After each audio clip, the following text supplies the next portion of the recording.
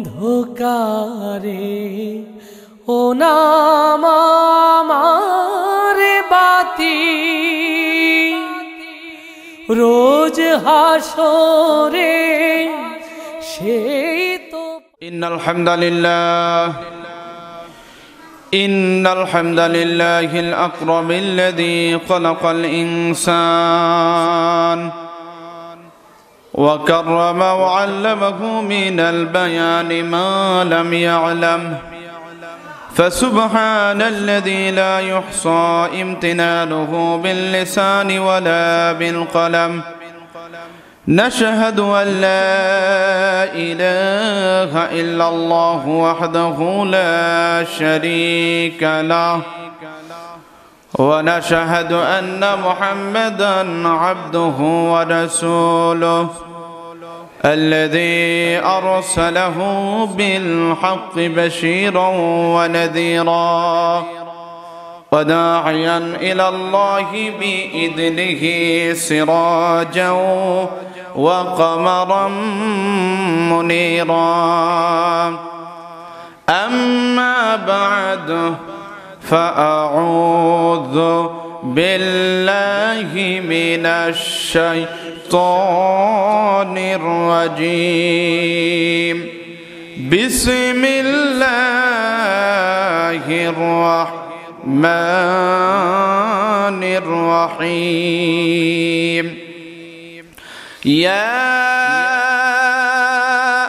أيها الذين آمنوا إنما الخمر والميسر والأنصاب والأزلام رجز من عمل الشيطان الله أكبر فاجتنبوه لعلكم تفلحون صدقت يا ربنا وقال رسول الله صلى الله عليه وسلم ثلاثة قد حرم الله عليهم الجنة مدمن الخمر والعاق والديوث الذي يقر في أهله فقد قال الله تبارك وتعالى في شان حبيبه إن الله وملائكته يصلون على النبي يا أيها الذين آمنوا صلوا عليه وسلموا تسليما ফাল্গুন 1425 23 জমাদিউ সানি 1440 পহেলা March 2019 পবিত্র শুক্রবার আল্লাহ পাকের দরবারে আমাদের লক্ষ কোটি অগণিত শুকরিয়া যে মহান আল্লাহ রব্বুল ইজ্জত আমাদেরকে হায়াতে তয়্যিবা দান করে আল্লাহ পাকের হুকুম সালাতুল জুমা আদায় করার জন্য তার ঘরে আসা বসা পাশাপাশি আল্লাহ পাকের কালামে হাকিম থেকে আমাদের কিছু বলা এবং শোনার তৌফিক দান করেছেন সেই মহান সৃষ্টিকর্তা মনিবের দরবারে কালিমাত শুকর আদায় করি সকলে জবান খুলে বলি আলহামদুলিল্লাহ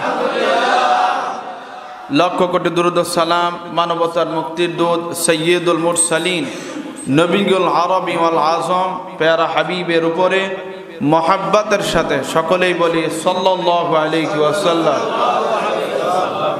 সুপ্রিয় উপস্থিতি, আমি আপনাদের সামনে মহাগ্রন্থ আল কোরআন সূরাতুল মায়েদা এর 90 নম্বর আয়াত তেলাওয়াত করেছি। এর আলোকে নেশা জাতীয় দ্রব্য বিশেষ করে মাদকের ভয়াবহতা এবং তার ক্ষতিকর দিকগুলি কোরআন এবং হাদিসের আলোকে তুলে ধরার চেষ্টা করব। যে আলোচনাগুলি করলে আল্লাহ এবং তার রাসূল রাজি এবং খুশি হয়ে যান, বলনেওয়ালা শুননেওয়ালা উভয়ের মধ্যে আমল পয়দা হয়, সেই কথাগুলি আমাকে বলার আপনাদের শোনার উভয়কে এর উপরে আল্লাহ পাক আমল করার তৌফিক দান করুক। সকলেই বলি আমিন। সূরাতুল মায়েদা মহাগ্রন্থ আল কোরআনের 3 নম্বর সূরা। কয় নম্বর সূরা? 3 নম্বর। এই সূরাটির মধ্যে 120টি আয়াত রয়েছে। আয়াত সংখ্যা কয়টি? এই সূরাটির রুকু রয়েছে 16টি। কয়টি? 16টি। এই সূরাটি মহাগ্রন্থ আল কোরআনের 6 নম্বর পারার সূরা। এই সূরাটি আল্লাহ সুবহানাহু ওয়া তাআলা ওই জাজিরাতুল আরবে 2টি প্রান্ত রয়েছে, 1 নম্বর মক্কা, 2 নম্বর মদিনা। এই সূরাটি আল্লাহ পাক রাসূলুল্লাহ সাল্লাল্লাহু আলাইহি ওয়াসাল্লামের মাদানী জিন্দেগিতে নাজিল করেছেন। সুবহানাল্লাহ বলেন। এখন নাজিলের সময় কখন নাজিল হয়েছে? আমরা যদি এই সূরাটির আলোচনা, এই সূরাটির বর্ণনা ভঙ্গি এবং এই সূরাটির বিষয়বস্তুর দিকে লক্ষ্য করি, তাহলে আমরা দেখতে পাই এই সূরাটি আল্লাহ সুবহানাহু ওয়া তাআলা রাসূলুল্লাহ সাল্লাল্লাহু আলাইহি ওয়াসাল্লামের জীবনের একদম শেষ মুহূর্তে নাজিল করেছে। আল্লামা আবু হাইয়ান আন্দালুসি রাহমাতুল্লাহি আলাইহি তিনি ওনার তাফসীরের কিতাবের মধ্যে উল্লেখ করেছেন, এই সূরাটি আল্লাহ সুবহানাহু ওয়া তাআলা 3টা পার্টে নাজিল করেছেন। 1 নাম্বার, এই সূরার কিছু অংশ আল্লাহ নাজিল করেছেন হুদাইবিয়ার সন্ধির সময়। এই সূরার উপরে আমি আলোচনা করছি না এর আগে, সূরা ফাতার মধ্যে হুদাইবিয়ার সন্ধির কথা বলা হয়েছে। আর এই সূরাটির কিছু অংশ আল্লাহ পাক নাজিল করেছেন মক্কা বিজয়ের সময়, আর কিছু অংশ আল্লাহ সুবহানাহু ওয়া তাআলা নাজিল করেছেন বিদায় হজের সময়। বলেন সুবহানাল্লাহ। এবার আসেন এই সূরাটির নাম। এই সূরাটির নাম হলো মায়েদা, সূরাতুল মায়েদা। এই মায়েদা শব্দটি আরবি মাওয়ায়েদ শব্দ থেকে এসেছে, যার আবিধানিক অর্থ হলো খাদ্য ভরা খানসা, খাদ্য ভর্তি খানসা।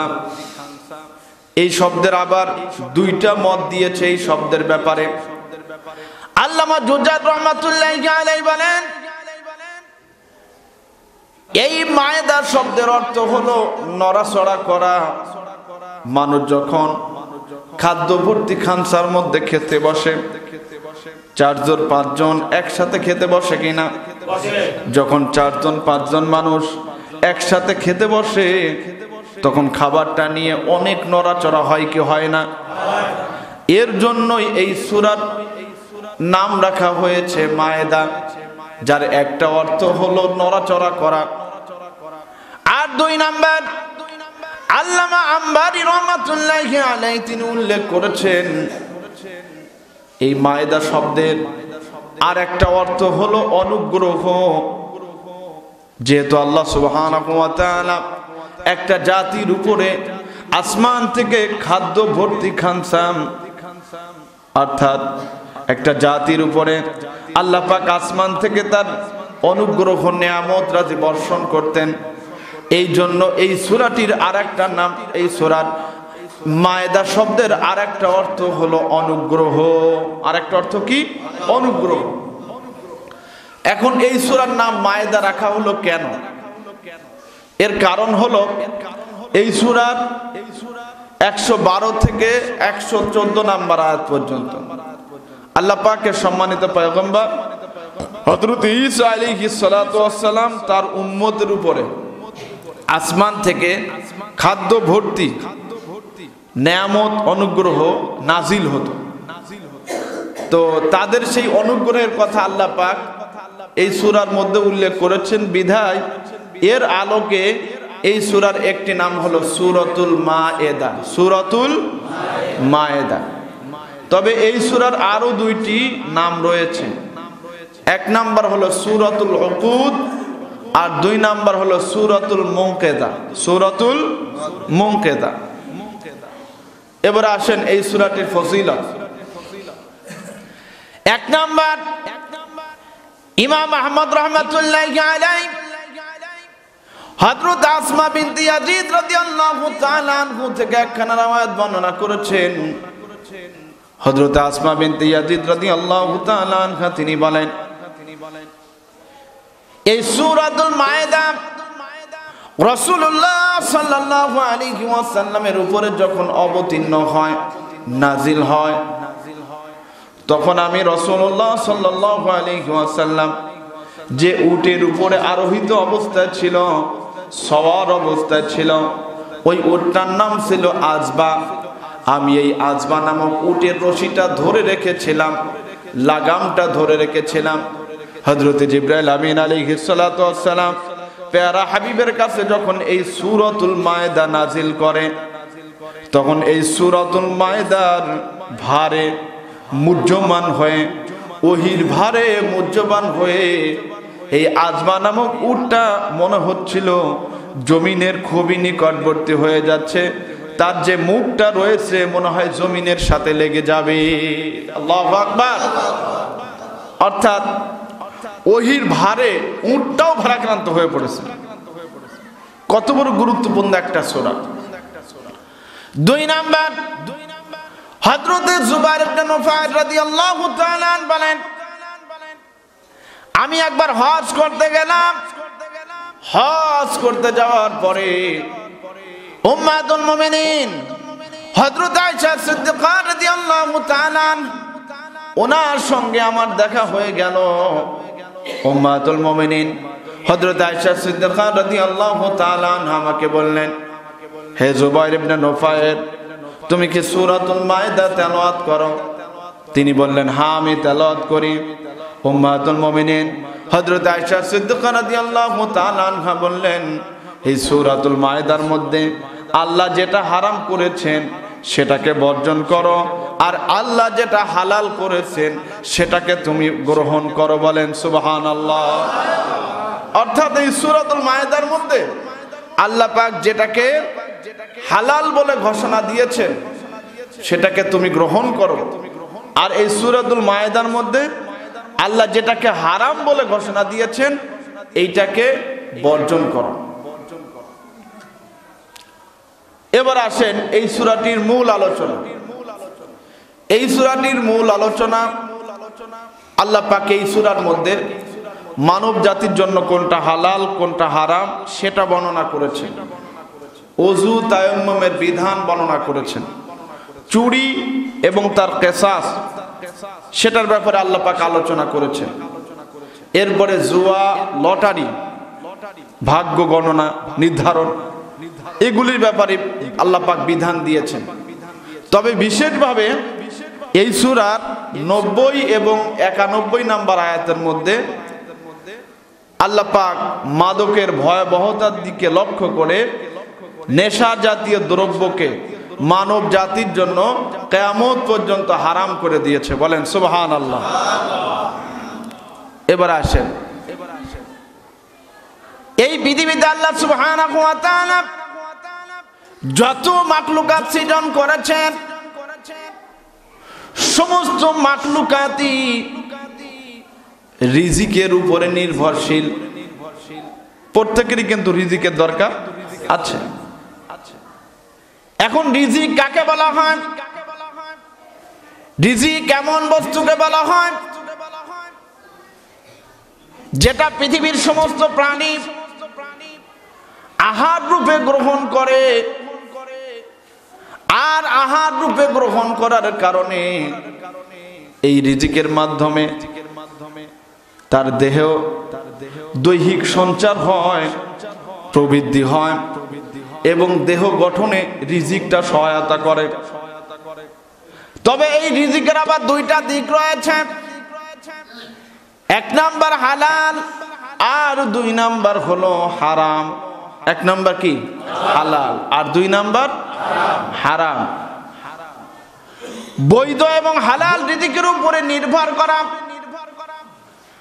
আর অবৈধ এবং হারাম রিজিককে বর্জন করা প্রত্যেক মুমিন মুসলমানের উপরে ফরজ কিনা? জোরে বলেন ফরজ কিনা? আমাদের মুসলমানদের অবস্থা হলো, মুসলমানরা এখন নফলের ব্যাপারে অনেক গুরুত্ব প্রদান করে, কিন্তু হালাল রিজিক অন্বেষণ করা একটা গুরুত্বপূর্ণ ফরজ ইবাদত। এই ব্যাপারে অনেক মুসলমানরা অবহেলা করে কি করে না? অথচ আল্লাহ সুবহানাহু ওয়া তাআলা মহাগ্রন্থ আল কোরআন সূরাতুল মুমিনুন 51 নম্বর আয়াতের মধ্যে আল্লাহ বলেন, ইয়া আইয়ুহার রাসূল কুলু মিন তাইয়্যিবাতি ওয়া আমালু সালিহা। আল্লাহ সুবহানাহু ওয়া তাআলা বলেন, ইয়া আইয়ুহার রাসূল, ইয়া রাসূলুল্লাহ, ইয়া হাবিবাল্লাহ, কুলু মিন তাইয়্যিবাতি ওয়া আমালু সালিহা। ইয়া রাসূলুল্লাহ, ইয়া হাবিবাল্লাহ, আপনি হালাল খাদ্য ভক্ষণ করুন, হালাল খাদ্য গ্রহণ করুন। ওয়া আমালু সালিহা, এরপরে আপনি নেক আমল করুন। দেখেন এখানে আল্লাহ পাক হালাল খাদ্যের কথা আগে বলেছেন, তারপরে নেক আমলের কথা বলেছেন। তাহলে বোঝা যায় আল্লাহ পাকের কাছে আমল গ্রহণযোগ্য হওয়ার জন্য শর্ত হলো হালাল খাদ্য লাগবে। আগে কি লাগবে? হালাল খাদ্য লাগবে। তো সম্মানিত হাজিরিন, এই হালাল এবং হারামের আবার দুইটা দিক রয়েছে। একটা হলো খাদ্যের সাথে, আর একটা হলো কর্মের সাথে। একটা হলো কিসের সাথে? আর একটা হলো কর্মের সাথে। যে অনেক খাদ্য হালাল, আবার অনেক খাদ্য হারাম। আবার অনেক কর্ম আছে হালাল, আবার অনেক কর্ম আছে হারাম। এই যে খাদ্যের সাথে সম্পৃক্ত, এইটার আবার দুইটা দিক রয়েছে। এক নাম্বার হলো হালাল খাদ্য, আর দুই নাম্বার হলো হারাম খাদ্য। এখন দুই নাম্বার যে হারাম খাদ্য রয়েছে, এই হারাম খাদ্যের আবার দুইটা দিক রয়েছে। এক নাম্বার হলো চিরস্থায়ী ভাবে হারাম, আর দুই নাম্বার হলো কোনো কারণ বশত হারাম। এক নাম্বার কি? চিরস্থায়ী ভাবে হারাম, আর দুই নাম্বার কোনো কারণ বশত হারাম। চিরস্থায়ী ভাবে হারাম যেগুলি রয়েছে তার মধ্যে অন্যতম হলো এক নাম্বার শুকরের মাংস, দুই নাম্বার প্রবাহিত রক্ত, আর তিন নাম্বার মৃত জীবের মাংস বা গোশত, আর চার নাম্বার হলো মদ বা নেশা, মদ বা নেশা জাতীয় দ্রব্য। আমাদের বর্তমান পৃথিবীর মুসলমানেরা শুকরের মাংস গ্রহণ করে না, করে নাকি? প্রবাহিত রক্ত খাদ্য হিসাবে গ্রহণ করে না, করে? মৃত জীবের গোশত খায় কিনা? এই তিনটা জিনিসের ব্যাপারে বর্তমান পৃথিবীর মুসলমানেরা সবাই সজাগ, সবাই জানে এবং মানারও চেষ্টা করে, মানে। তবে একটা বিষয়ে মুসলমান হওয়া সত্ত্বেও সে উদাসীন হয়ে আছে। নিজেকে মুসলমান যদিও সে দাবি করে, কিন্তু ওই হারামের সাথেই সব সময় সে লেগে থাকে কিনা? এরকম মুসলমান আছে কিনা? সেটার নাম হলো মদ। কথা বলেন ঠিক না? ঠিক। নিজেকে বড় মুসলমান দাবি করে, বড় বড় মিলাদ দেয় বাড়িতে, মিলাদের সময় সবার আগে থাকে, কিন্তু মদও ছাড়তে পারে না, মদের ব্যবসাও ছাড়তে পারে না। কথা বলেন ঠিক না? ঠিক। মুসলমান দাবি করা যায়, কিন্তু মুসলমান দাবির জিনিস না, মুসলমান হলো হওয়ার জিনিস। কথা বলেন ঠিক না? ঠিক। রাসূলুল্লাহ সাল্লাল্লাহু আলাইহি ওয়াসাল্লাম হাদিসের মধ্যে বলেছেন, কিয়ামতের আগে সারা দুনিয়ার মধ্যে সয়লাব হয়ে যাবে। পৃথিবীর যেখানে সেখানে নেশা জাতীয় দ্রব্যগুলি পাওয়া যাবে। ইসলাম আসার আগে জাহিলি জামানার মানুষেরা, মক্কা মদিনার মানুষেরা মক্কার অলিতে গলিতে মদের সয়লাব হয়ে পড়েছিল। মক্কার মানুষেরা নেশায় সব সময় মাতাল হয়ে থাকতো, মুজ্জমান অবস্থায় থাকতো। আল্লাহ সুবহানাহু ওয়া তাআলা দেখলেন এই নেশাগ্রস্ত জাতির উপরে আমি যদি হঠাৎ করে কোরআনের আয়াত নাজিল করে হারাম ঘোষণা করি, এই জাতি সহজে নেশা ছাড়তে পারবে না। পারবে? নেশা এমন এক জিনিস, এইটা মানুষ কিন্তু একবারে ছাড়তে পারে না। এটা স্টেপ বাই স্টেপ।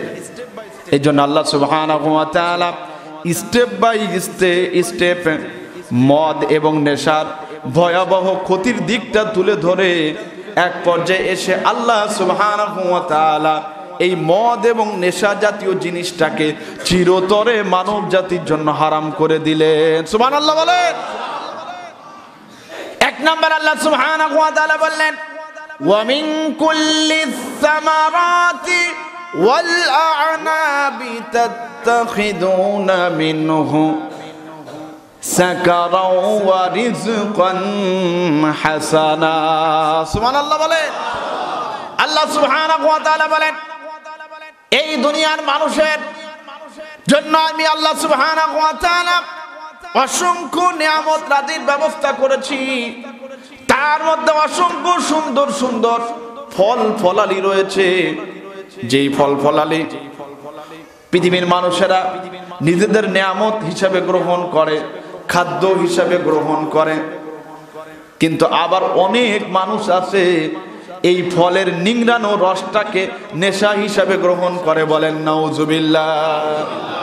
রিজকান হাসানা, অনেকেই আছে এটাকে উত্তম খাদ্য হিসাবে গ্রহণ করে, কিন্তু আবার অনেকেই আছে এটাকে নেশা বানিয়ে গ্রহণ করে। এরপরে এই বহুল প্রচলিত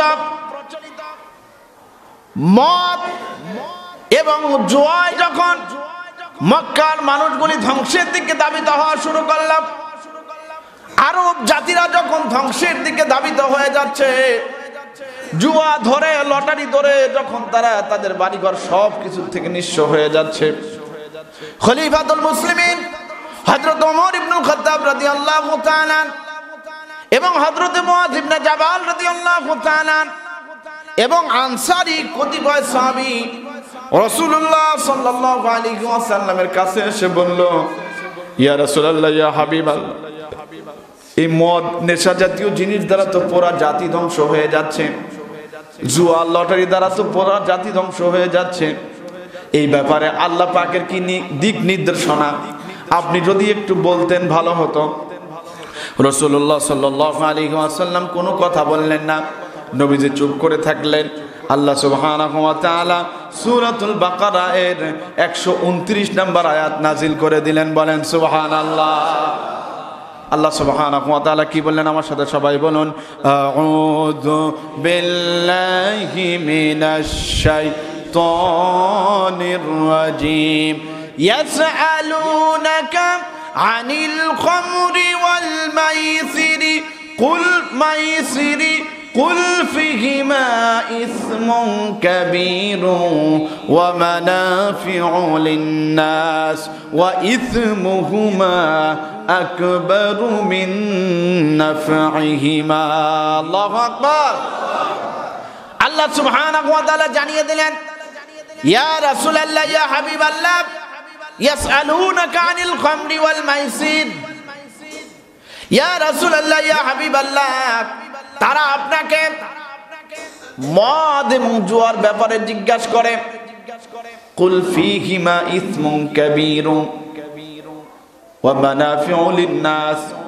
ইয়া রাসূলুল্লাহ, ইয়া হাবিবাল্লাহ, আপনি তাদেরকে জানিয়ে দিন এই দুইটা হচ্ছে ভয়াবহ গুনাহের মধ্যে অন্যতম। ওয়া মানাফিউ লিন-নাস, যদিও এর মধ্যে কিছুটা উপকারিতা রয়েছে। ওয়া ইসমুহুমা আকবারু মিন নাফইহিমা, এর মধ্যে যতটুকু উপকারিতা রয়েছে উপকারিতার চাইতে এর মধ্যে ক্ষতির দিকটাই বেশি রয়েছে কিনা। আল্লাহ সুবহানাহু ওয়া তাআলা সরাসরি হারাম না বলে আল্লাহ পাক এখানে মদ এবং জুয়ার অনিষ্টতা অকল্যাণটা আল্লাহ পাক তুলে ধরলেন। এই আয়াত নাজিল হওয়ার পরেও অনেক মানুষ মদ গ্রহণ করত। তারা বলতো আল্লাহ তো সরাসরি আর হারাম করে নাই, এখানে বলছে যে ক্ষতি বেশি উপকার কম, তাহলে তো খেতে আর কোনো সমস্যা নেই। তারপরেও অনেকেই মদ খেত। তাফসীরের কিতাবের মধ্যে লেখা রয়েছে হযরত আব্দুর রহমান ইবনে আউফ রাদিয়াল্লাহু তাআলা ওনার বাড়িতে মেহমানদারির ব্যবস্থা করলো। সাহাবায়ে কেরামরা ওনার বাড়িতে আসলো। মেহমানদারি শেষে আমরা যেরকম মিষ্টি দেই না, জাহিলি জামানার প্রচলন ছিল মেহমানদারি শেষে একটু শরাব পান করানো হতো, একটু মদ দেওয়া হতো সবাইকে। আপনি এখনো বাংলাদেশ সহ পৃথিবীর যে সমস্ত উন্নত রাষ্ট্রে আপনার হোটেলগুলি রয়েছে, অভিজাত শ্রেণীর মানুষের মধ্যে অনেকেই আছে, দেখবেন সেখানে খানাপিনা করার পরে তাদেরকে রেসপেক্ট স্বরূপ লাস্টে একটু মদ টদ দেওয়া হয়, যারা একটু পছন্দ করে আর কি। তো জাহিলি জামানায় এরকম খানাপিনার শেষে একটু মদ দেওয়া হলো, সবাই মদ পান করলো। হযরত আলী রাদিয়াল্লাহু তাআলা মদ পান করার পরে ওনার মধ্যে একটা নেশার ভাব চলে আসলো। এমন অবস্থায় মাগরিবের আজান হয়ে গেল। মাগরিবের আজান হয়ে যাওয়ার পরে হযরত আলী রাদিয়াল্লাহু তাআলা আনহুকে বলা হলো ইমামতি করার জন্য। হযরত আলী রাদিয়াল্লাহু তাআলা নামাজের ইমামতি করা শুরু করলেন। নামাজের মধ্যে দাঁড়ানোর পরে তিনি যখন সূরাতুল কাফিরুন তেলাওয়াত করতেছিলেন, মনের অজান্তেই এই সূরাতুল কাফিরুনের কয়েক জায়গা লা শব্দ আছে কিনা, জোরে বলেন আছে কিনা। মনের অজান্তেই লা শব্দটা জেহেন থেকে হারিয়ে গেল। লা শব্দ বলার কথা আর খেয়াল ছিল না। আল্লাহ সুবহানাহু ওয়া তাআলা এই মুহূর্তে নাজিল করে দিলেন, ইয়া আইয়ুহাল্লাযীনা আমানু লা তাকরাবুস সালাহ ওয়া আনতুম সুকারা। আল্লাহু আকবার। হে ঈমানদারেরা, তোমরা যখন নেশা অবস্থায় থাকো, লা তাকরাবুস সালাহ, নামাজ তো পড়বাই না, নামাজের কাছেও, জোরে বলে নামাজের কাছেও। ফকিররা এখানে দলিল দেয় শয়তান গুলো, আল্লাহ তো নিজেই করেছে নামাজের কাছে যেতে নিষেধ করছেন, তাহলে আর নামাজ পড়ে কি দরকার আছে। কিন্তু শয়তান গুলা এটা দেখে না যে লা তাকরাবুস সালার পরে আল্লাহ কি বলছেন, ওয়া আনতুম সুকারা। এই সুকারা শব্দটা তারা বলে না। এরপরে হযরত ইতবান ইবনে মালিক রাদিয়াল্লাহু তাআলা ওনার বাড়িতে আর একটা আয়োজন করা হলো। সমস্ত সাহাবায়ে কেরামদেরকে সেখানে দাওয়াত দেওয়া হলো। দাওয়াত দেওয়ার পরে খানাপিনা শেষ হওয়ার পরে মদ পরিবেশন করা হলো। মদ খাওয়ার পরে অনেকে নেশাগ্রস্ত হয়ে নিজেদের গোত্রের পক্ষে প্রশংসা গাথা কবিতা বলা শুরু করলো। হযরত সাদ ইবনে আবি ওয়াক্কাস রাদিয়াল্লাহু তাআলা নিজের গোত্রের পক্ষে প্রশংসা গাথা কবিতা বলা শুরু করলো, আর আনসারদের বিরুদ্ধে বিদ্রুপ কবিতা বলা শুরু করলো। ওদের বদনাম গেয়ে কবিতা গাচ্ছে আর নিজের গোত্রের পক্ষে প্রশংসার কবিতা গাচ্ছে। এই কবিতা যখন তিনি বলা শুরু করলেন, আনসারদের মধ্যে জৈনক একজন সাহাবী প্রচন্ড রাগান্বিত হয়ে গেল। রাগান্বিত হয়ে উটের জাবর, উটের জাবর চিনেন তো, উটের জাবরটা ধরে হযরত সাদ ইবনে আবি ওয়াক্কাস রাদিয়াল্লাহু তাআলা কে লক্ষ্য করে নিক্ষেপ করলো। উটের জাবরের আঘাতে হযরত সাদ ইবনে আবি ওয়াক্কাস রাদিয়াল্লাহু তাআলা আহত হয়ে গেলেন। হযরত ওমর রাদিয়াল্লাহু তাআলা এই অবস্থা দেখে আল্লাহ পাকের কাছে অ্যাপ্লাই করলেন, আল্লাহুম্মা বাইয়িন লানা ফিল খামরি বায়ানান শাফিয়ান। আল্লাহ, আর কতক্ষণ ওয়েট করব? আপনি এই মদ আর নেশার ব্যাপারে একটা স্পষ্ট সিদ্ধান্ত দিয়ে দিন, জানিয়ে দিন কি করা যায়। এই মুহূর্তে আল্লাহ সুবহানাহু ওয়া তাআলা এই সূরাতুল মায়েদা এর 90 এবং 91 নাম্বার আয়াত নাজিল করে মদ এবং নেশা জাতীয় দ্রব্যকে আল্লাহ পাক চিরকালের জন্য হারাম করে দিল। জোরে বলেন সুবহানাল্লাহ। আল্লাহ সুবহানাহু ওয়া তাআলা কি বললেন, ইয়া আইয়ুহাল্লাযীনা আমানু, হে ঈমানদারেরা, ইন্নামাল খামরু ওয়াল মাইসিরু, নিশ্চয় মদ এবং জুয়া, ওয়াল আনসাব আংসব মানে হলো ওয়াল আংসব ইন্নামাল খামরু ওয়াল মাইসিরু ওয়াল আংসব প্রতিমার বেদি ওয়াল আজলাম এবং জুয়ার তীর নিক্ষেপ করে ভাগ্য নির্ধারণ করা। রিজুজুম মিন আমালিশ শাইতান, এগুলি সবই হলো কার কাজ? জোরে বলেন কার কাজ? শয়তান কিন্তু খালি মানুষ মানে জিন হয় না, শয়তান কিন্তু মানুষও হয়। কথা বলেন ঠিক না ঠিক? আর শরিয়াত বলে যে আপনার জিন শয়তানকে দোয়া কালমা পড়ে দূর করা যায়, কিন্তু মানুষ শয়তানকে অনেক সময় দোয়া কালমার মাধ্যমে দূর করা। অনেক সময় মানুষ শয়তানকে কন্ট্রোল করার জন্য আমাদের দেশের প্রচলিত বাংলা ভাষায় বলে জিকের কথা ব্যবহার করতে হয়। কথা বলেন ঠিক না ঠিক? মানে এক হুজুর একজনের বাড়িতে গেছে দাওয়াত খেতে। এখন দাওয়াত খেয়ে খাওয়ার পরে উনি একটা বড় ঝাড়ি মেরে আসছে ওই বাড়িতে। আমার সামনে যত বড় শয়তানি আসুক, আমি এমন দোয়া জানি পড়ার সঙ্গে সঙ্গে সেটা দূর হয়ে যাবে। দুষ্টু এক ছেলে ছিল, বলে হুজুর আপনি কত বড় শয়তান তাড়ানো লোক হয়েছেন, আপনাকে পরীক্ষা করবো আমি, দাঁড়ান আজকে। ছেলেটা সাদা একটা কাপড় পরে আপনার উনি যে রাস্তা দিয়ে বেরোয়েছে না, ওই রাস্তায় এক গাছের উপরে উঠে গাছের ডালার থেকে খালি ঝুলতেছে। হুজুর আপনার বৈধ তো কাম সারা, যত দোয়া ছিল সবই পড়ছে, কিন্তু কোনো কাম হয় নাকি। জেন শয়তান নাকি এলো কি মানুষ শয়তান। তখন হুজুর বলে, এই আমি যে দোয়া জানি, তুই যদি জেন শয়তান হতি সত্যি তোর দূর হয়ে যাওয়ার কথা। আমার বুঝতে বাকি নাই যে তুই জেন শয়তান না, তুই হলো মানুষ শয়তান। তোরে দূর করার জন্য এখন আমার হাতে লাঠি ধরতে হবে। কথা বলেন ঠিক না ঠিক? আল্লাহ পাক বলছেন যে এগুলি সবই হলো শয়তানের কাজ। কার কাজ? এরপরে আল্লাহ কি বললেন? ফাজতানিবুহু লাআল্লাকুম তুফলিহুন, এগুলি থেকে তোমরা বিরত থাকো।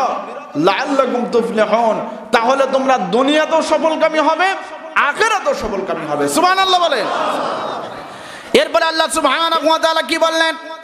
ইন্নামা ইউরিদুশ শাইতানু আন ইউকিআ বাইনাকুমুল আদাওয়াতা ওয়াল বাগদা ফিল খামরি ওয়াল মাইসির। আল্লাহ সুবহানাহু ওয়া তাআলা বলেন, শয়তান তোমাদেরকে এই কাজের মধ্যে লিপ্ত করে, এই মদ আর জুয়ার মাধ্যমে তোমাদের মধ্যে পরস্পর হিংসা বিদ্বেষ ছড়িয়ে দেয় কি দেয় না? হিংসা বিদ্বেষ ছড়িয়ে দেয়। এরপরে আল্লাহ বললেন ওয়ায়াসুদ্দাকুম আন যিকরিল্লাহ, আর এই কাজগুলি তোমাদেরকে আল্লাহর স্মরণ থেকে দূরে রাখে, আল্লাহর ঘর মসজিদ থেকে তোমাদেরকে দূরে রাখে, আল্লাহর দ্বীন থেকে তোমাদেরকে দূরে রাখে। ওয়া আনিস সালাত, নামাজ থেকে তোমাদেরকে দূরে রাখে। ফাহাল আনতুম মুনতাহুন, এরপরও কি তোমরা বিরত হবা না? সুবহানাল্লাহ। আল্লাহ বলেন এরপরও কি তোমরা এই জিনিসগুলি থেকে বিরত থাকবে না? যে জিনিসগুলি তোমাদের দুনিয়াকেও ধ্বংস করে দেয়, তোমাদের আখিরাতকেও কি ধ্বংস করে দেয়। এই জন্য ভাইরা বাবাজিরা, রাসূলুল্লাহ সাল্লাল্লাহু আলাইহি ওয়াসাল্লাম এই ভয়াবহ সামাজিক ব্যাধি নেশা জাতীয় জিনিস থেকে কঠিনভাবে সতর্ক করেছেন। রাসূলুল্লাহ সাল্লাল্লাহু আলাইহি ওয়াসাল্লাম সহিহ বুখারী 2 নম্বর খণ্ডের 885 নম্বর পৃষ্ঠার মধ্যে বলেন, লা ইয়াজনি জানি হিনা ইয়াজনি ওয়া হুয়া মুমিনুন, যখন কেউ জিনা করে তখন সে মুমিন থাকে না। ওয়ালা ইয়াশরাবুল খামরা হিনা ইয়াশরাবুহা ওয়া হুয়া মুমিনুন, আর যখন কেউ মদ পান করে তখনও সে মুমিন থাকে না। এরপর আল্লাহ রাসূল বলেন, যখন কেউ চুরি করে তখনও সে কিন্তু মুমিন থাকে না। হযরত আবু হুরায়রা রাদিয়াল্লাহু তাআলা তিনি বলেছেন, যখন কোন বান্দা মদ পান করে এমন তো অবস্থায় আল্লাহ পাক তার কাছ থেকে ঈমানকে ছিনিয়ে নেন। ঈমানকে কি করেন? ছিনিয়ে নেন। এজন্য রাসূলুল্লাহ সাল্লাল্লাহু আলাইহি ওয়াসাল্লাম সুনানে আবি দাউদ 3 নম্বর খণ্ডের 326 নম্বর পৃষ্ঠার মধ্যে রাসূলুল্লাহ সাল্লাল্লাহু আলাইহি ওয়াসাল্লাম তিনি বলেন, লানাল খামরা ওয়া শারিবুহা, মদ পানকারী, মদ বিক্রি করনেওয়ালা, মদের ব্যাপারে সহযোগিতা করি। এক কথায় মদের ব্যাপারে যত ধরনের সহযোগিতা যা কিছু আছে এগুলি যারা করবে তাদের সবার উপরেই আল্লাহ লানত, বলেন নাউজুবিল্লাহ। কারণ আল্লাহ রাসূল বলেন ইজতানিবুল খামরা, তোমরা নেশা থেকে নিজেদেরকে বিরত রাখো, নেশা থেকে নিজেদেরকে দূরে রাখো। ফাইন্নাহা মিফতাহু কুল্লি শাররিন, কেননা এই নেশা জাতীয় জিনিসগুলি মানুষের গুনাহের সমস্ত দরজাগুলি, অপরাধের সব দরজাগুলি খুলে দেয়। কথা বলেন ঠিক না ঠিক? আজকে সমাজের দিকে তাকান, যত অপরাধগুলি হচ্ছে, চুরি বলেন, ডাকাতি বলেন, ছিনতাই বলেন, রাহাজানি বলেন, এই সমস্ত বড় বড় অপরাধের সাথে যারাই সম্পৃক্ত অধিকাংশই হলো নেশাখোর। কথা বলেন ঠিক না ঠিক? আজকে নেশাখোরদের জ্বালায় আপনার মসজিদে একজোড়া জুতাও রাখা যায় না। কথা বলেন ঠিক না ঠিক? ভালো একজোড়া জুতা পেলেও কি হয়ে যায়? চুরি হয়ে যায়। কিসের ইমাম আর কিসের মুয়াজ্জিন, কিসের ভালো লোক, এগুলি দেখার টাইম ওদের কাছে আছে? আগের জামানায় কিছু সভ্য চোর এবং ডাকাত ছিল, ওদের ভিতরে কিছু দয়া ময়া ছিল, ওরা বাদ বিচার করতো। ডাকাতি যদি করি, চুরি যদি করি, বড় লোকের বাড়ি করি, গরিব মানুষের বাড়ি করে তারা নিঃস্ব করতে চাই না। কিন্তু নেশাখোরের মধ্যে এই বাদ বিচার থাকে। আর নেশা এখন এমন ভয়াবহ রূপ ধারণ করছে, এখন মানুষ যা পায় মানে সব জায়গায় নেশা তালাশ করে। আমি শুনলাম যে আপনার স্যান্ডেলের আটা আছে না, ওইটা খেয়ে বলে নেশা বানায়। কয়দিন পরে দেখা যাবে, আমার কাছে মনে হয় যে আপনার পায়খানা আছে না, এই শুয়োরগুলা পায়খানা খাবে, পায়খানা খেয়ে দেখবে যে পায়খানার মধ্যে নেশা আছে কিনা। কথা বলেন ঠিক না ঠিক?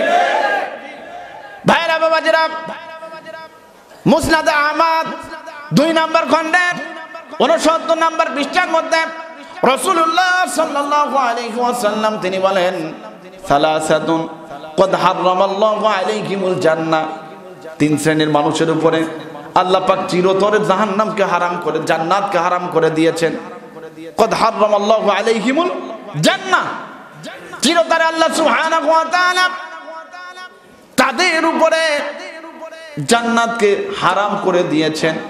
তার মধ্যে 1 নাম্বার হলো মুদমিনুল খামরি, মুদমিনুল খামরি, মদ পানকারী, ওয়াল আক, পিতামাতার অবাধ্য, ওয়াদ দায়ুসুল্লাযী ইউকিররু ফি আহলিহি, আর ওই পরিবারের প্রধান যে তার পরিবারের লোকগুলিকে অশ্লীলতার দিকে ঠেলে দেয়, অশ্লীলতার দিকে ঠেলে দেয়, স্ত্রী সন্তানগুলিকে বেহায়াপনার দিকে ছেড়ে দেয়। হযরত আবু উমামা রাদিয়াল্লাহু তাআলা বলেন, 3 শ্রেণীর মানুষগুলি কিয়ামতের ময়দানে জান্নাতে প্রবেশ করতে পারবে না। 1 নাম্বার হলো মদ পানকারী, 2 নাম্বার হলো আত্মীয়তার সাথে সম্পর্ক ছিন্নকারী, আর 3 নাম্বার হলো জাদুকর। 3 নাম্বার কি? জাদুকর। আর একটা হাদিসের মধ্যে বলা হয়েছে, রাসূলুল্লাহ সাল্লাল্লাহু আলাইহি ওয়াসাল্লাম তিনি বলেন, দুনিয়াতে যারা নেশা অবস্থায় মারা যাবে, মদখোর অবস্থায় মারা যাবে, নেশাগ্রস্ত অবস্থায় মারা যাবে, কিয়ামতের ময়দানে এদেরকে জাহান্নামে নিক্ষেপ করা হবে। জাহান্নামের মধ্যে একটা গুতা নামক জায়গা রয়েছে, সেই জায়গা তাদেরকে নিক্ষেপ করা হবে। আর গুতা বলা হয় ওই জায়গা যে জায়গাটার মধ্যে জিনাকারিনী নারীদের পুরুষকে সেখানে জমা করা হয়েছে। বলেন নাউজুবিল্লাহ। যারা মদ পানকারী হবে তাদেরকে এই গুতা নামক অগ্নি গর্তের মধ্যে নিক্ষিপ্ত করা হবে। বলেন নাউজুবিল্লাহ।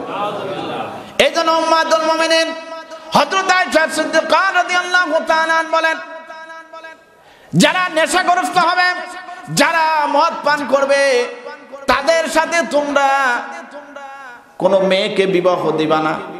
কারণ ওই গরুর সাথে মেয়ে বিয়ে দিয়ে কি সারা জীবন পিতামাতা অশান্তিতে থাকবে? কথা বলেন ঠিক না বেঠিক? কারণ আপনার নেশাগ্রস্ত একটা পরিবার মানে জাহান্নামের একটা গর্ত। কথা বলেন ঠিক না বেঠিক? যে বাড়িতে একটা নেশাখোর থাকে ও পুরো পরিবারটাকে জ্বালায় ফেলে। কথা বলেন ঠিক না বেঠিক? পিতা মাতা কেউ শান্তিতে থাকে না। কিছুদিন আগেও মিডিয়াতে এসেছিল যে একজন মা বাধ্য হয়ে তার সন্তানকে আপনার হত্যা করেছে ভাড়াটিয়া খুনি দ্বারা। কি করবে? নিজের ইজ্জতের উপরে আঘাত আসতেছিল। কারণ আল্লাহ পাক বলছেন, মদ শব্দ এখানে উল্লেখ করেছেন খমর। খমর শব্দের আরবি অর্থ হলো আবৃত করা, নিঃস্ব করে দেওয়া, হতভম্ব করে দেওয়া। অবচেতন করে দেওয়া, ভালো মন্দ বিচার করার জ্ঞান আর তখন থাকে না, কোনটা হালাল আর কোনটা হারাম এইটা বিচার করার জ্ঞান আর তখন থাকে না। তো সম্মানিত হাজিরিন, হযরত আয়েশা সিদ্দিকা রাদিয়াল্লাহু তাআলা বলেন, কেউ যদি মদ পান করে ওই মদখোরদের সাথে তোমরা কেউ মেয়ে বিবাহ দিবা না। ওই মদখোর যদি মারা যায়, যদি অসুস্থ হয়, তোমরা কেউ তাকে সেবা করতে যাবা না। আর মদখোর যদি মারা যায় তার জানাজায়ও শরীক হওয়া যাবে, ও জানাজাও শরীক হওয়া যাবে না। রাসূলুল্লাহ সাল্লাল্লাহু আলাইহি ওয়াসাল্লাম আর একখানা হাদিসের মধ্যে বলেছেন, নেশাখোর যারা, নেশার সাথে যারা গভীর সম্পর্ক করে, এরা পৃথিবীতে আল্লাহ সুবহানাহু ওয়া তাআলা পূর্বে যত ধর্মগ্রন্থ দিয়েছিলেন সমস্ত ধর্মগ্রন্থে এরা অভিশপ্ত। নেশাখোর যারা, তাদের অভিশাপ তাওরাতে দেওয়া হয়েছে। নেশাখোর যারা, তাদের অভিশাপ ইনজিলেও দেওয়া হয়েছে। নেশাখোর যারা, তাদের অভিশাপ আপনার জাবুরেও দেওয়া হয়েছে। আবার নেশাখোরদের ব্যাপারে আল্লাহ পাক তো কোরআনের মধ্যে বলেছে কিনা, পূর্বের সমস্ত ধর্মগ্রন্থে নেশাখোরদেরকে অভিশাপ দেওয়া হয়েছে, লানত দেওয়া হয়েছে। কোরআন এসে নেশাখোরদের সাথে ব্যাপারে কোরআন জিরো টলারেন্স অবলম্বন করেছে। কথা বলেন ঠিক না ঠিক? এমন কি বলা হয়েছে, নেশাখোরদের সাথে যারা উঠা বসা করবে কিয়ামতের ময়দানে এরা অন্ধ অবস্থায় উঠবে। নাউজুবিল্লাহ বলেন।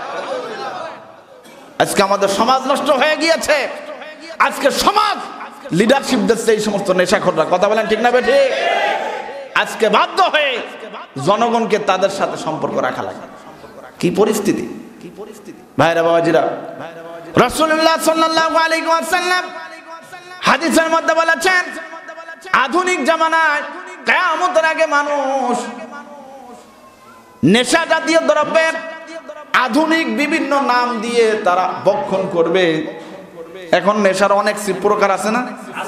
যেমন নেশা আছে এক নাম্বার হিরোইন। আমেরিকা, ইউরোপ এবং ভারতীয় উচ্চবিলাসী মানুষ যারা, তারা হিরোইন খায়। যারা ধনী মানুষ, অনেক দামি জিনিস তো। এরপরে হলো ফেন্সিডিল। ফেন্সিডিল আগে ছিল কাশের ওষুধ, আর এখন হয়েছে এটা কি? নেশা। এরপরে বলা হয়েছে মরিহুনা। এইটা খেলে মানুষ মানে জ্ঞান শূন্য হয়ে যায়, মনে হয় সে আর দুনিয়াতে নেই, সে মনে হয় এখন আকাশে। এই মাঝে মাঝে দেখবেন এই কুমিল্লাতে ন্যাংটা বাবার মাজার আছে। ডিসি সাহেব ওই ন্যাংটা বাজার বাবার মাজারে আপনার একবার হানা দিয়েছে। পরে এক মহিলাকে বলছে যে আপনি কি অবস্থা? কয় আমি বাবার দরবারে গাঁজা খেয়ে মাথা ঠিক থাকে না, মনে হয় আমি দুনিয়াতে নেই, আমি আছি আসমানে। একবারে চতুর্থ আসমানে আছে। নাউজুবিল্লাহ বলেন। এরপরে আছে আপনার নেশা হিং, কোকেন। এরপরে আছে আপনার মরফিয়া, এইটাও এরকম শক্তিশালী নেশা।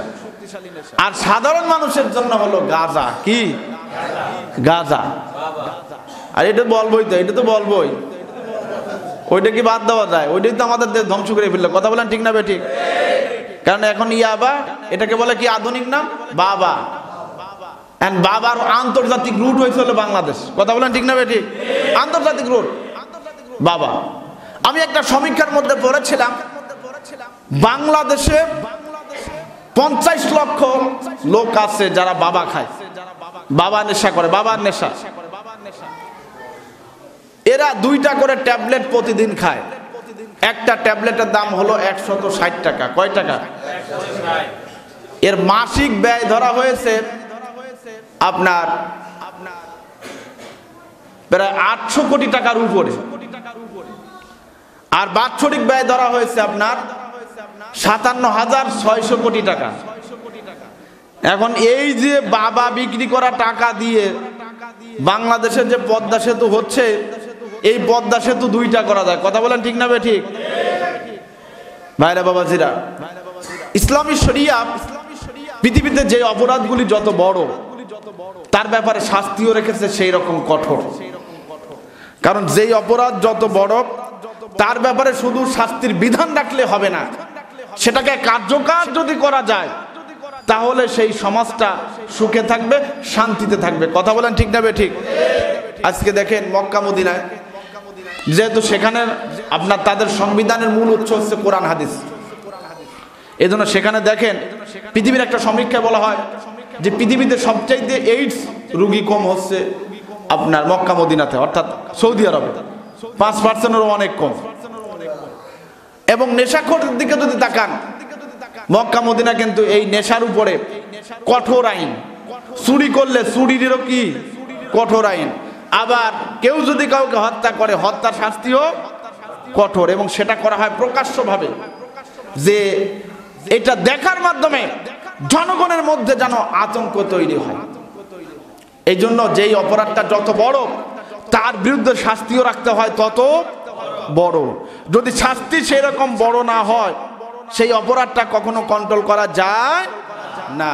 আমেরিকাতে 1920 সালে এই নেশা জাতীয় দ্রব্যকে নিষিদ্ধ ঘোষণা করেছে।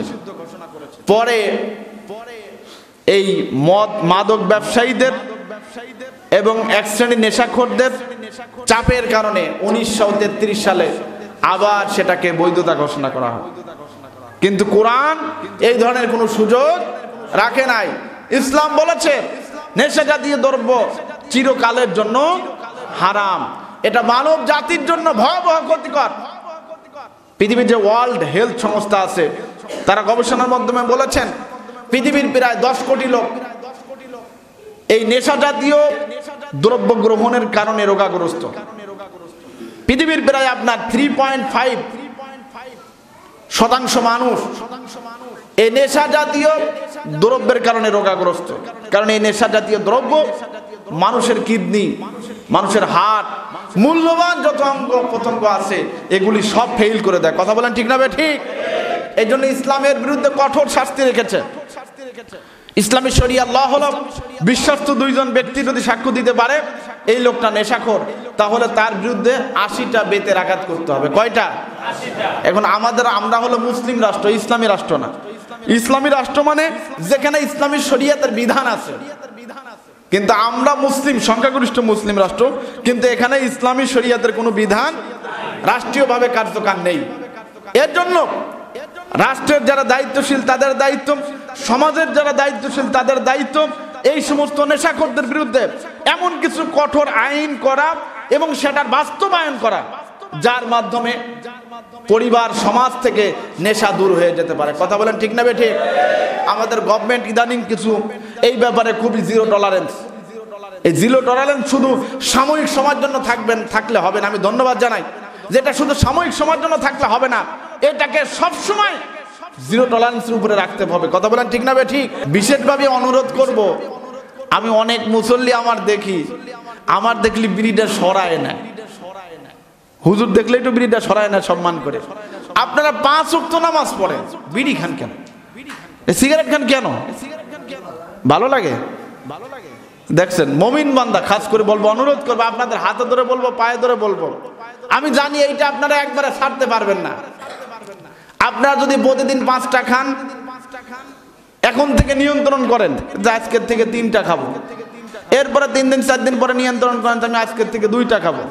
আস্তে আস্তে এই নেশা থেকে নিজেকে রক্ষা করেন। আপনি মুমিন বান্দা, আপনি যখন আল্লাহু আকবার বলে নামাজে দাঁড়ান, আপনি দাঁড়িয়ে আছেন আল্লাহর সামনে। আল্লাহর সামনে অপবিত্র অবস্থায় দাঁড়ানো যায়? শুধু তাই না, অসংখ্য ফেরেশতারা আমাদের কাঁধে আছে। কিরামান কাতিবিন মানে সম্মানিত ফেরেশতা, 2 জন না, অসংখ্য ফেরেশতা আমাদের সাক্ষ্য হিসাবে আছে। আল্লাহ রাসূল বলেছেন যে তোমরা যখন নেশা করে দাঁড়াও তখন এই ফেরেশতাদের তোমাদের কাছে থাকতে বড় কষ্ট হয়ে যায়। এই জন্য ভাইরা বাবাজির আমি অনুরোধ করব, এই নেশা থেকে আপনারা একটু নিজেকে রক্ষা করার চেষ্টা করেন। আপনাদের এলাকায় একটা ফকির আছে, আপনার দেখবেন হাতও ঠিক মতো নাই, পাও ঠিক মতো নাই, ওই মোড়ে কিন্তু বসে থাকে। এই লোকটা দেখবেন ভিক্ষা চায়, কিন্তু হাতে একটা বিড়ি আছে কিনা? আমি কে চাচা, আপনি যে বিড়ি ধরে ভিক্ষা চান, আপনার ভিক্ষা দেবে কিনা? আপনি যে টাকা পান মনে হয় সবই বিড়ি খাওয়ার পিছনে ব্যয় করেন। কথা বলেন ঠিক না বে ঠিক? ভাইরা বাবাজিরা যারা আছেন 5 ওয়াক্ত নামাজি, আমি তাদেরকে অনুরোধ করব আপনারা এই বিড়ির নেশা থেকে নিজেকে রক্ষা করেন। নিয়ত করতে পারবেন তো ইনশাআল্লাহ? 5 ওয়াক্ত নামাজিরা যারা আছেন নিয়ত করতে পারবেন তো? আল্লাহ আমাদেরকে এই নেশা থেকে হেফাজত করুক, সকলে বলে আমিন। যে আলোচনাগুলি করলাম এর আলোকে আল্লাহ আমাদেরকে নেশার ভয়াবহতা থেকে রক্ষা করুক, সকলে বলে আমিন।